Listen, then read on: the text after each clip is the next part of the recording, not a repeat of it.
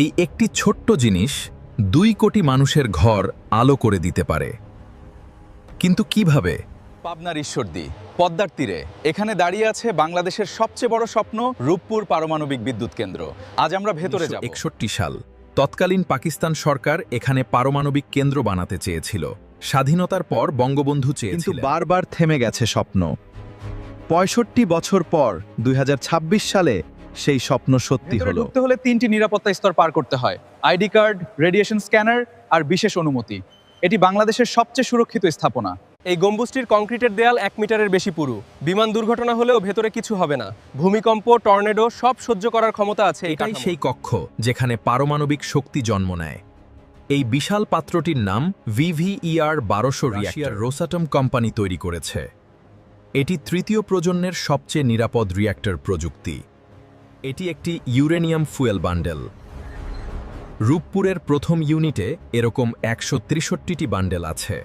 ইউরেনিয়ামের পরমাণু ভাঙলে প্রচণ্ড তাপ বের হয়। এই তাপই বিদ্যুৎ তৈরি করে। একবার লোড করলে 18 মাস বিদ্যুৎ চলে। প্রক্রিয়াটা একদম সহজ। ধাপ 1, ইউরেনিয়াম পরমাণু ভাঙে, তাপ তৈরি হয়। ধাপ 2, সেই তাপ পানি গরম করে। ধাপ 3, গরম পানি বাষ্প তৈরি করে। ধাপ 4, বাষ্প টারবাইন ঘোরায়। ধাপ 5, টারবাইন জেনারেটর ঘোরায় এটি বিদ্যুৎ। রূপপুরের মস্তিষ্ক কন্ট্রোল রুম। এখান থেকে প্রতিটি সেকেন্ড রিঅ্যাক্টরের তাপমাত্রা, চাপ, শক্তি সব কন্ট্রোল করা হয়, মনিটর করা হয়। কোনো অস্বাভাবিকতা হলে মাত্র 3 সেকেন্ডে স্বয়ংক্রিয়ভাবে বন্ধ হয়ে যাবে। এটি টারবাইন হলো। এই বিশাল যন্ত্রগুলো ঘুরছে প্রতি মিনিটে 1000 বার। বাষ্পের শক্তি যান্ত্রিক বৈদ্যুতিক শক্তিতে রূপান্তরিত হচ্ছে। একটি ইউনিট থেকেই 1200 মেগাওয়াট বিদ্যুৎ। পদ্মার পানি ব্যবহার হয় শুধু ঠান্ডা করার জন্য, সরাসরি রিঅ্যাক্টরে ঢোকে না। কুলিং টাওয়ার থেকে যে বাষ্প দেখবেন শুধু পানির বাষ্প, তেজস্ক্রিয় নয়। পদ্মার মাছ, মানুষ কোনো ক্ষতি নেই। চেরনোবিলের মতো হবে কি? না, সেটা ছিল 1986 সালের পুরনো ডিজাইন। রূপপুরে VVER-1200 4টি সুরক্ষা স্তর না থাকলেও প্যাসিভ সিস্টেম নিজেই ঠান্ডা করবে। পারমাণবিক বোমার মতো বিস্ফোরণ পদার্থবিজ্ঞানের কারণেই সম্ভব নয়। তো ইউরেনিয়াম এই পুলে রাখা হয়। নীল আলো দেখছেন, এটি চেরেনকভ রেডিয়েশন, পানি রক্ষা করছে। পরে রাশিয়ায় ফেরত যাবে বা বিশেষ গুদামে সংরক্ষণ হবে। বাংলাদেশের মাটিতে কোনো বিপদ নেই। রূপপুর থেকে সঞ্চালন লাইনের কাজ ইতোমধ্যে শেষ।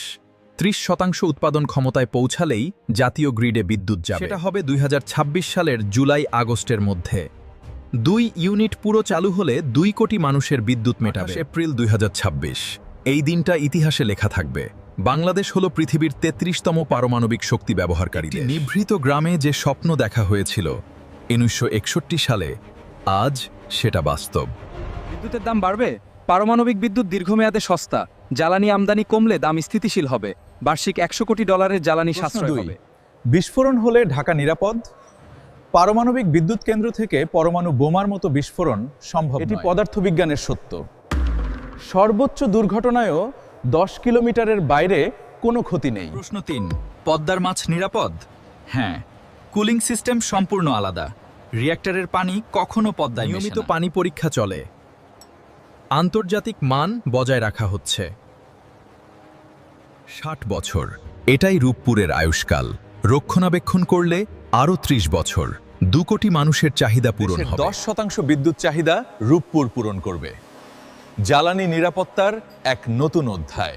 রূপপুর নিয়ে আপনার যদি আরও প্রশ্ন থাকে কমেন্টে লিখুন। সাবস্ক্রাইব করুন। পরের ভিডিওতে দেখব রূপপুরের খরচ কিভাবে পরিশোধ হবে। বাংলাদেশ কি আরও পারমাণবিক কেন্দ্র বানাবে? আপনার মতামত কমেন্টে লিখুন।